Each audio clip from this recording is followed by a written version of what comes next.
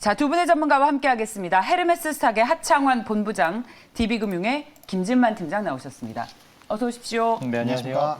네, 바로 시작하도록 하겠습니다. 자, 코스피가 장중 3,000선이 붕괴가 됐습니다. 이제 하락 국면의 본격적인 시작인 것인지 두 분의 의견부터 보고 가도록 하겠습니다. 네, 자, 하창환 본부장과 김진만 팀장께서는 본격적인 하락 국면의 시작은 아니다라는 의견을 주셨습니다. 하창환 본부장님은 요즘 시장에서 어떤 포인트에 가장 주목을 하면서 시장을 전망하고 계세요? 사실 최근에 시장이 계속적으로 이제 개별 테마성 종목으로 좀 많이 움직였습니다. 예. 그만큼 사실 이제 해외적인 그런 동향을 봤을 때 뭐 수급적인 부분이 사실 좋기가 좀 어렵고, 우리나라 같은 경우는 해외의 그런 지분율이 상당히 높다 보니까 외국 증시에 상당히 많이 영향을 받습니다. 그러다 보니까 뭐 이제 전기 2차 전지라든지 뭐 최근에 오징어 게임 이런 컨텐츠 쪽이라든지, 그리고 뭐 리오프닝에서 최대 수혜를 받을 수 있는 엔터주라든지, 그러니까 특정 섹터들만 굉장히 좀 강한 흐름들이 나타나고 있고, 사실 최근에 이 상위 종목군들을 하셨던 분들은 굉장히 좀 스트레스를 아마 많이 받으셨을 겁니다. 아무래도 이제 증시 지수 자체가 좀 눌리다 보니까 뭐 수급적인 부담감이 상당히 좀 있었다라고 보시면 좋을 것 같고요. 최근에 뭐 이제 인플레라든지 뭐 부채에 대한 부분들, 또 헝다 리스크, 굉장히 뭐 다양한 이런 대외 변수들이 있는 상황입니다. 그리고 이제 독일이라든지 일본에 대한 총리 선거에 따른 이런 또 변동성까지도 좀 생각을 해야 되는 부분이고, 워낙 전방위적으로 인플레이션들이 나타나고 있는 상황이고, 이러한 흐름들이 사실 지속이 되다 보니까 전반적인 좀 부담감들이 상당히 좀 나타나고 있는 상황이라고 보시면 될 것 같습니다. 그럼 이렇게 대외적인 변수들이 안 좋은 상황에서 사실 뭔가 이렇게 뭐 뛰어나게 실적들이 엄청나게 좋게 나온다거나 이런 걸 뒤집을 만한 모멘텀이 있으면 사실 좀 지수가 좀 견조하게 나타날 텐데, 지금 이러한 흐름들이 좀 유지가 되다 보니까 투자하고 계시는 분들도 사실 이제 자금이 특정 섹터에 좀 몰린다라는 거는 투자할 때 단기적으로 매력도가 상당히 높지 않으면 손이 안 나간다라는 얘기거든요. 그렇다 보니까 주식이라는 건 결국에는 이렇게 수익권에 있으신 분들은 이렇게 조정 나올 때 당연히 좀 수익 실현을 하게 될 거고요. 그런 부분들을 좀 받아주는 물량들이 있어야 되는데, 지금 시장에서는 신규적으로 좀 들어가는 게 어렵다 보니까 이런 좀 각종 지수들의 하락들이 계속적으로 좀 나타나는 게 아닌가라고 보고 있는 상황입니다. 그래서 지금 상황에서는 사실 이제 지수 같은 경우도 좀 의미 있는 3,000선도 좀 깨져 있는 그런 상황이고, 지금 상황에서는 이제 그 지난 하단 라인이죠. 2,920포인트 이 선까지 이제 아래꼬리를 좀 달려 있는데, 해당 라인에서 좀 지지가 나오는지 좀 살펴봐야 될 것 같고요. 그다음에 전반적으로 지수가 이제 2,000대 초반부터 3,000대까지 올라갈 때 크게 조정이 없이 올라갔습니다. 물론 횡보를 했었던 그런 구간들은 있는데, 그 사이사이에도 상당히 좀 갭이 많이 발생이 되어 있다 보니까 이번에 만약에 이 하단 라인까지 좀 부수고 내려간다라고 했을 때는 시장 자체가 조금은 굉장히 좀 보수적으로 보셔야 되겠다라고 보시면 좋을 것 같고요. 지금 사실 뭐 이제 시장이 이 정도로 고점 대비해서는 좀 상당히 좀 눌린 상황입니다. 그러다 보니까 지금 시점부터는 뭔가 손절로 대응을 하시기보다는, 저는 오히려 만약에 예수금이 좀 없다라고 했을 때는 기간을 조금 투자를 하시는 방법으로 조금 좀 대응을 하시면 좋을 것 같고, 만약에 좀 예수금이 있으신 분들 같은 경우는 아직까지도 조금 기다리시는 게 맞다라고 봅니다. 그래서 바닥을 좀 다지는지 체크를 한번 해보고, 그 다음에 그 부분들에서 이제 반등이 나오는 것들을 확인을 하고, 대외적인 지금 부담감을 주는 요인들이 해소가 된 다음에 자금을 써도 늦지가 않습니다. 그래서 지금 시장에서는 최대한 현금을 갖고 계신 분들은 좀 보수적으로 대응을 하시면 좋을 것 같고,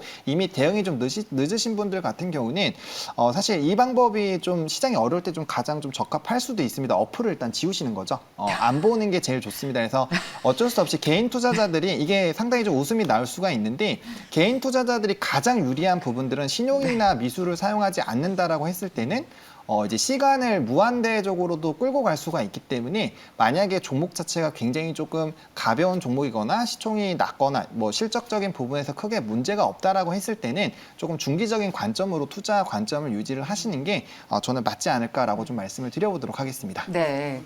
자, 시장이 어려울 때 스트레스를 안 받으려고 안 보다가 반등을 놓칠 수도 있지 않겠습니까? 근데 그거는 사실 금방 파악이 되는 게 시장이 그렇습니까? 안 좋을 때 뭐 투자하고 계신 분들은 다들 아실 거예요. 시장이 바닥에 나오기 시작하면은 일단 주변에서 주식 얘기가 다시 막 들려옵니다. 그리고 곡소리가 사라지기 시작하면서 네. 그 투자 포인트를 사실 못 찾기는 좀 어렵다라고 봅니다. 워낙 예. 뭐 뉴스라든지 그런 부분에 관심이 많으실 거기 때문에 뭐 일단 스트레스를 받기 시작하면은 예. 충동적으로 이제 매매를 할 가능성이 크단 말이죠. 그래서 그렇죠. 이미 대응하기엔 조금 늦었다라고 봅니다. 그래서 이런 시간을 조금 갖고 접근을 하시는 것도 왜냐하면 이 예수금이라는 게 결국에는 네. 한번 손실을 나기 시작하면 그 회복하기가 쉽지가 않기 때문에 그 부분을 조금 좀 시간을 곁들여서 좀 보시는 게 좋지 않을까라고 말씀을 드려보도록 하겠습니다. 자, 오늘 하청원 본부장의 진단. 주식 어플을 지워라. 네. 단 매일경제 TV는 틀어라. 그렇죠. 저희가 대신 고민해드리겠습니다. 스트레스도 저희가 대신 받아드릴게요. 자, 김지만 팀장님, 본격적인 하락 국면의 시작은 아니다라고 말씀을 하셨습니다. 어떤 포인트에 주목하고 계십니까? 네, 순수하게 지금 시장이 밀리는 거는 해외 대내외적 변수들이 굉장히 많습니다. 이 부분에 있어서 뭐 해결이 안 되는 게 아니라 계속적으로 연장이 되는 게 저는 계속 리스크라고 말씀을 드리고 싶은 게요. 뭐 헝다 관련해서 솔직히 말씀을 드리면 저는 오히려 파산을 해서 한번 시장이 확 밀려서 다시 회복을 하는 그런 이제 탄력성을 좀 기대해 보는 게 좋은데 지금 보시면 계속 이자 지급일만 조금씩 밀리면서 뇌관이 계속 뒤로 미뤄지고 있고 그 시장은 이런 불확실성을 굉장히 싫어합니다. 거기다 디폴트 선언도 지금 이제 실제로 합의가 된 거는 전혀 없는 상황에서 계속 내관만 계속 길어져 있는 상황이기 때문에 저는 이런 대내적 변수들이 조금 해소가 돼야지 하락 국면이 마무리될 것 같고요. 그리고 국면에 있어서 크지 않고 거기다 시장도 실제로 보시면 밀리는 주식이 굉장히 많지만 계속적으로 언급드리는 테마, 예를 들어 뭐 컨텐츠 관련주라든지 뭐 2차 전지 관련주, 거기다 리오프닝 관련주들에서는 꾸준히 수익이 날 수 있는 구간입니다. 뭐 시장이 어렵지만 그 안에서 수익을 보고 계신 분들은 충분히 많고요. 포트폴리오 관리가 잘 되어 있다면 오늘 같은 장에서도 일부 수익을 실현하시는 분들도 굉장히 많을 것 같은데 전반적으로 이제 아까 말씀해 주신 대로 대형주 이제 되게 좋을 거라 하는 주식들 사신 분들께서는 지금 속이 굉장히 쓰리실 겁니다. 뭐 삼성전자도 그렇고 현대차도 그렇고 네이버, 카카오 다 밀리고 있는 상황인데 이럴 때일수록 조금 이제 어플을 지우는 것도 정말 좋은 방법 중에 하나고요. 네, 그리고 저 같은 경우에는 그게 좀 힘드시면은 너무 이제 스트레스를 받으시기보다는 지속적으로 대응을 이제 예를 들어 조금씩 이제 단타로 대응을 하시면서 일부 이제 시장의 흐름은 계속적으로 이제 가지고 가시는 게 좋을 것 같고요. 지금 일단은 심리적 마지노선이 밀린 상황에서 한 2,900 초반대까지는 열어 놓아야 되는 상황이기 때문에 거기다 심지어 이제 한국에서 필라델피아 반도체 지수가 굉장히 중요한데 필라델피아 반도체 지수가 최근에 흐름이 너무 안 좋습니다. 이제 좀 장기 이평선이 무너지는 모습까지 보여주기 때문에 저는 개인적으로는 2,900선까지는 열어두자. 그래서 추가 매수를 하더라도 한 번 더 빠지는 걸 보고 하는 게 좋을 것 같고요. 지금 보시면 중국장이 휴장입니다. 이 중국장이 또 휴장을 해서 한 번에 또 하락이 나올 경우에 또 한국장은 같이 밀릴 수가 있기 때문에 그 부분에서 중국장이 열려서 그 이후의 흐름을 보시고 대응을 하셔도 늦지가 않을 것 같고 지금은 손절 라인은 대부분 지났다고 말씀을 드릴 수 있을 것 같고 이 부분에 있어서 대응이 안 되면 그냥 시간에 맡기거나 아니면 조금씩 시장에서 조금씩 대응을 하시면서 흐름만 이어가자라고 좀 말씀을 드리고 싶습니다. 이런 전문가들의 진단이 나올 때마다 어떻게 해석을 해야 되는지 참 그게 고민이 되는 게 이미 손절 라인을 지났다는 것은 뭐 어떻게 봐야 되는 거예요? 손해를 더 커질 수도 있는 거잖아요. 지금이라도 손절을 좀 하는 게 손해를 더 줄일 수 있는 방법이 될 수도 있지 않은 건가요? 저는 이제 투자에 있어서 투자 이유가 있다면 제가 이제 이 주식을 살 때는 이 주식에 대해서 어떤 뭐를 보고서 들어가는데 그 모멘텀이 훼손이 안 되면 저는 크게 문제될 거는 없고 예를 들어 매출이 잘 나온다. 아니면 혹은 이제 앞으로 이제 리오프닝이 기대된다. 이런 투자에 대해서 당연히 이유가 있어야 되는데 이 이유에 있어서 본질이 훼손 예를 들어 임상이 진행이 될 거라고 기대가 했는데 이 임상이 훼손됐다. 이러면 이제 밸류에이션 손상이 있기 때문에 손절하시는 게 맞는 거고요. 저는 어차피 개인 투자자분들께서는 시간의 여유가 조금 있으신 분들이 많기 때문에 그 부분에 있어서 이제 기관이나 외국인 투자자분과는 좀 다른 게 어느 정도 이제 좀 시간의 여유를 맡길 수 있는 거기 때문에 저는 개인적으로는 손절 라인이 지났다는 거는 근데 대부분 개인 투자자들이 손절 라인을 터치하는 게 힘들긴 하지만 그래도 이제 지났기 때문에 저는 조금 시간에 맡겨보자. 근데 회복이 될 거다라고 말씀드리고 싶습니다. 예. 중요한 것은 이제 만약에 지금이라도 저가 매수를 고민하시는 분들이라면 지금 지수가 더 떨어질 가능성이 있으니까 당장은 아니고 하지만 본격적인 하락 국면의 시작은 아니라는 두 분의 의견이었습니다. 자, 우리 캔디님께서 어플 지우는 거 반대하신다고 두 눈을 부릅뜨고 현실을 직시해야 한다. 이 말에도 정말 공감을 합니다. 그리고 그만큼 스트레스를 받으면 또 투자에 오판을 할 수 있다는 말씀이셨던 것을 참고를 하시면 좋겠고 마침 중국 얘기가 나왔으니까요. 헝다그룹 주식이 홍콩 증시에서 거래가 아예 정지가 됐습니다. 그런데 지금은 오늘은 이제 거래가 안 되기 때문에 지금 그런 소나기에서 피해갈 수 있겠지만 만약에 증시가 또 열려서 이런 헝다그룹이 거래가 정지된 것에 대한 여파가 우리 시장에 미친다면 또 한 번의 큰 출렁임이 오진 않을까에 대한 걱정을 지울 수가 없는데 이 헝다그룹 주식이 거래가 정지된 게 우리 증시에 어떤 영향이 있을지에 대해서 두 분의 의견을 짧게 좀 듣고 넘어가도록 하겠습니다. 네, 본부장님.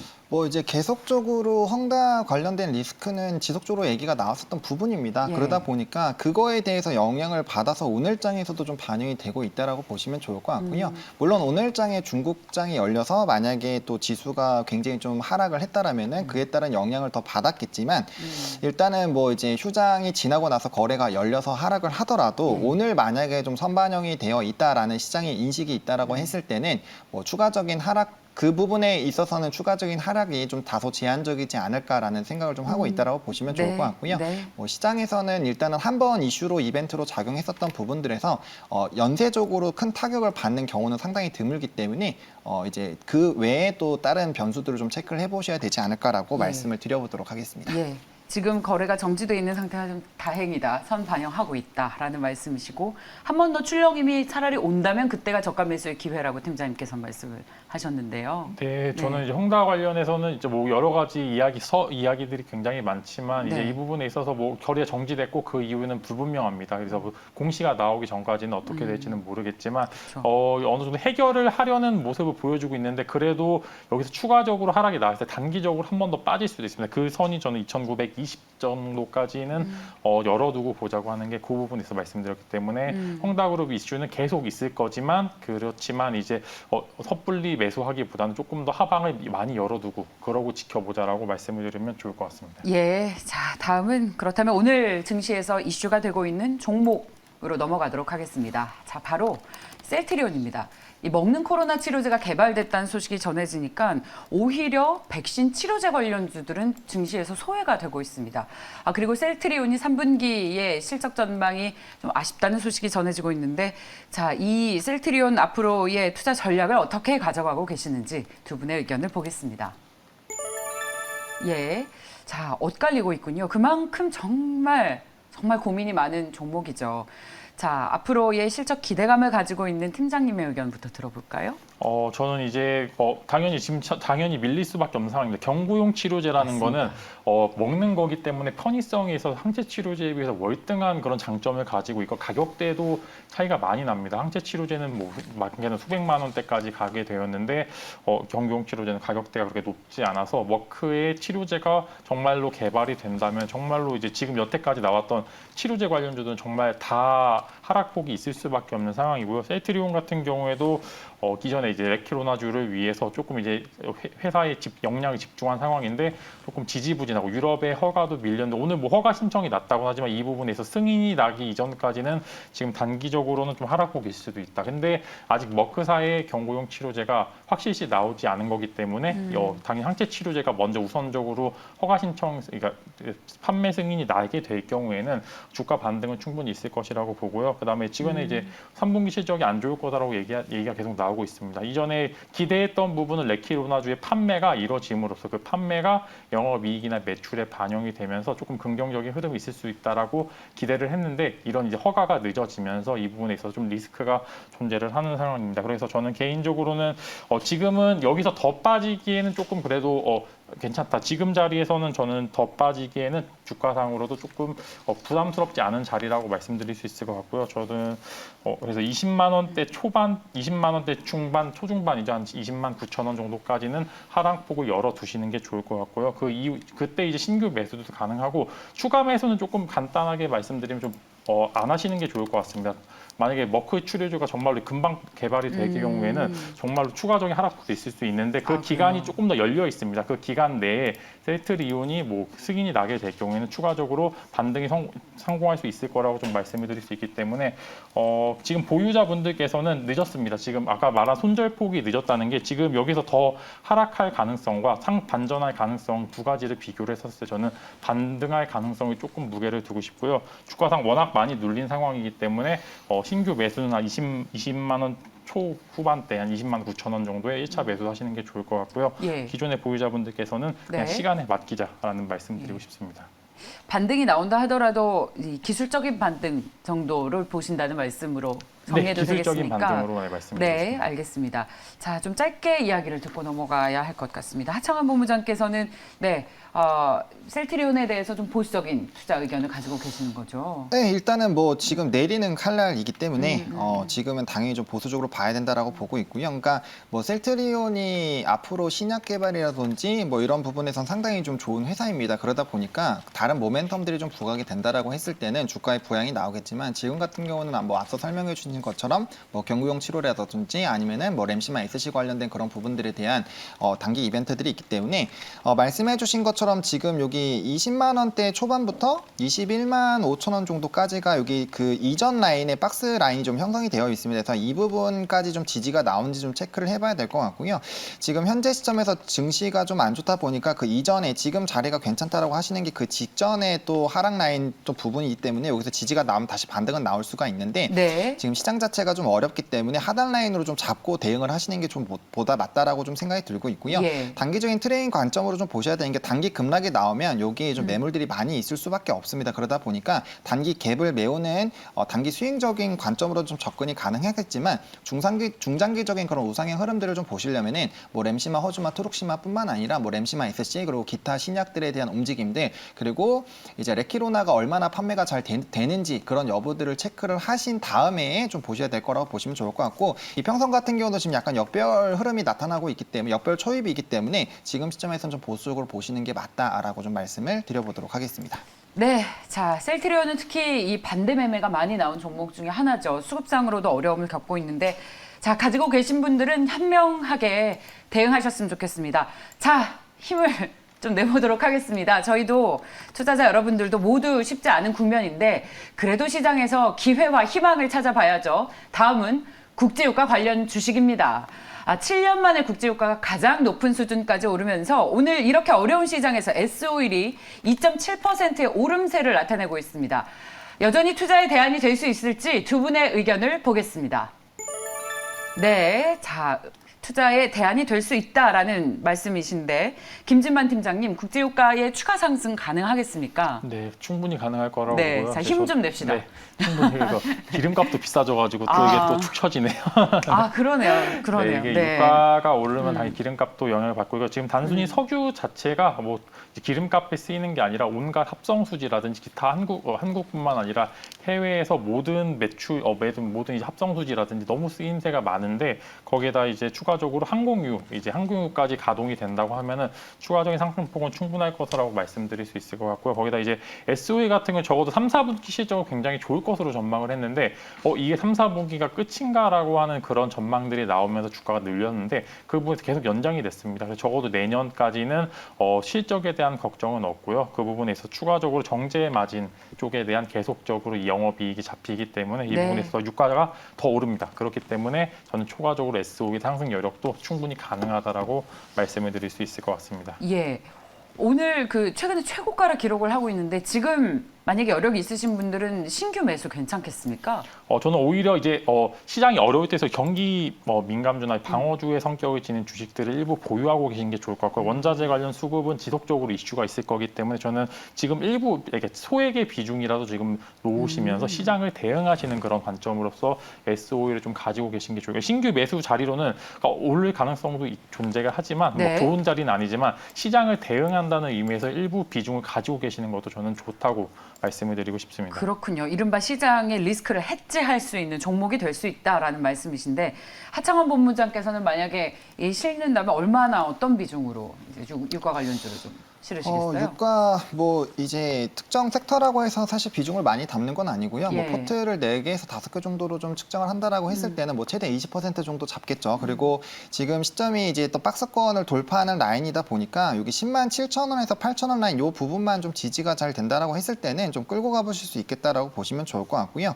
사실 자리로서는 돌파 매매에 대한 자리입니다. 그래서 저번 주에도 SOE를 한번 말씀을 드렸던 것 같은데 해당 라인이 좀 지지가 된다라고 했을 때는 좀 추가적으로 끌고 갈 수 있는 자리고 단기적으로는 유가에 대한 이벤트로 좀 주가가 상승했고 언제든지 차익 실현 매물들이 나올 수 있는 상황이다 보니까 지금 시점에서는 비중을 담는다면 5에서 10% 정도만 담고 그 이후에 좀 조정이 나왔을 때 추가적으로 매수할 수 있는 현금 정도는 반드시 네. 좀 보유를 하고 대응을 하셔야 되는 상황이겠다라고 말씀을 좀 드려보도록 하겠습니다.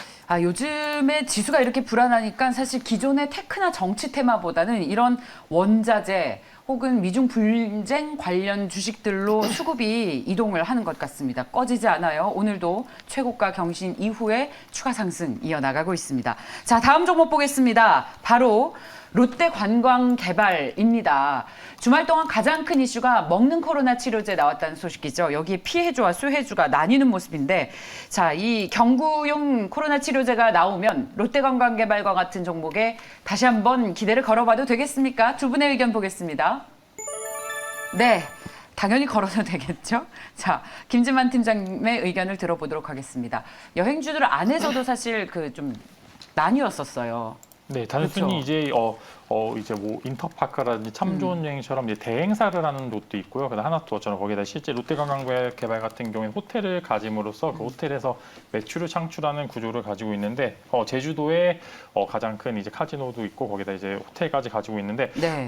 이번에 최근에도 저도 결혼식을 많이 다니는데 결혼식을 하는 분들은 대부분 다 제주도로 갑니다. 근데 최근에 또 그 객실에 대한 객실 비용이 엄청 비싸다고 하더라고요. 그쵸. 그만큼 이제 이전에는 여행에 대한 리스크 때문에 조금 이제 반값을 싸게 내놓는 그런 모습을 보여줬다면 최근에는 그냥 비싸게 내놔도 팔리는 그런 모습을 보여주고 있는데 그 부분에 있어서 매출이나 영업이익이 롯데관광개발 같은 경우에 3분기 때 흑자 전환을 좀 기대를 해볼 만한 라인입니다. 그렇기 때문에 이 부분에 있어서 추가적으로 주가 상승폭은 있을 거라고 예상이 되고요. 저는 그 라인을 이전에 단순 기대감으로 올랐던 리오프닝 기대감으로 올랐던 23,650원을 한 번 정도 돌파하는 모습을 보여주지 않을까 네. 그런 말씀을 드릴 수 있을 것 같고 예. 그 이제 원동력은 흑자 전환과 추가적으로 위드 코로나 관련주로서 리오프닝 관련주로서 대장으로서 역할까지 충분히 가능한 부분이기 때문에 롯데관광개발 같은 경우에 뭐 신규 매수도 지금 자리가 나쁘지 않습니다. 지지가 잘 이뤄지고 이평선이 잘 모이고 있는 상황이기 때문에 저는 한 23,500원까지는 끌어볼 만하다라고 말씀을 드릴 수 있을 것 같습니다. 예, 이 롯데관광개발의 가장 큰 그 모멘텀이 바로 카지노 아니겠습니까? 근데 이제 먹는 치료제가 개발이 되면 중국에서 돈을 들고 그 부자들이 다 한국에 와서 뭐 하겠습니까? 카지노 가서 돈 쓰겠죠. 그럼 그렇죠. 대표 수혜주가 롯데관광개발인데 그게 경구용 치료제가 불을 지핀 것 같습니다. 자, 우리 본부장님께서도 지금도 기회가 있다라고 보시는 겁니까? 그렇죠. 지금 뭐 네. 리오프닝 말씀해 주신 것처럼 리오프닝 관련된 부분도 있고요. 뭐 네. 카지노 같은 경우는 업황이 회복이 됐을 때 가장 빠르게 매출이 회복되는 섹터이다 보니까 그런 기대감도 있다라고 보시면 좋을 것 같고 저는 뭐 카지노 같은 경우는 뭐 자연스럽게 리오프닝이 되면 좋아진다라고 보고 있고요. 저는 오히려 좀 보고 있는 게 늑캉스 부분입니다. 늑캉스요? 네, 늑캉스라고 해서 이제 여름 휴가 기간이 아니라 지금 최근에도 제주도 여행 좀 한번 알아보시면 굉장히 좀 수요가 많은 거를 확인해 보실 수 있을 겁니다. 그래서 그런 이제 전반적인 부분들이 이제 호텔 객실에 대한 이런 뭐 모멘텀이 좀 부각이 될 수 있겠다라고 보시면 좋을 것 같고요. 뭐 전반적인 모멘텀 같은 경우는 앞에서 잘 말씀을 해주셔서 뭐 트레이딩 관점으로 보신다면은 이제 전고 좀 말씀을 해주셨는데 해당 라인 부분에서 아무래도 좀 차익이 나올 수 있기 때문에 그 부분까지 뭐 1차적으로 보실 수가 있을 것 같고요. 나머지 뭐 노랑풍선이라든지 참 좋은 여행 같은 좀 섹터 내에서 좀 강하게 등락폭이 나오는 종목군들이 전고점을 뚫어주거나 강하게 시세가 분출이 되게 됐을 때 좀 네. 순환매적인 부분에서도 사실 좀 접근하기에는 용이한 종목이겠다라고 좀 정리를 드려보도록 하겠습니다. 예, 이 여행주가 인바운드와 아웃바운드로 구분이 돼서 우리나라로 들어오는 이 롯데관광개발 같은 종목은 사실 여행주들 안에서 그렇게 상승 탄력이 좋지 못했어요. 그렇죠. 근데 우리가 해외로 나가는 그런 뭐 모드 투어나 이 여행사 관련 주식들은 신고가를 기록했는데 상대적으로 저평가돼 있는 매력도 그렇다면 부각이 되는 게 아닌가라는 생각까지 하고 있습니다. 자, 오늘 이 어려운 시장을 진단해 주신 두 분과 인사 나누겠습니다. 헤르메스 스탁의 하창원 본부장, DB금융투자의 김진만 팀장이었습니다. 말씀 고맙습니다. 맞습니다.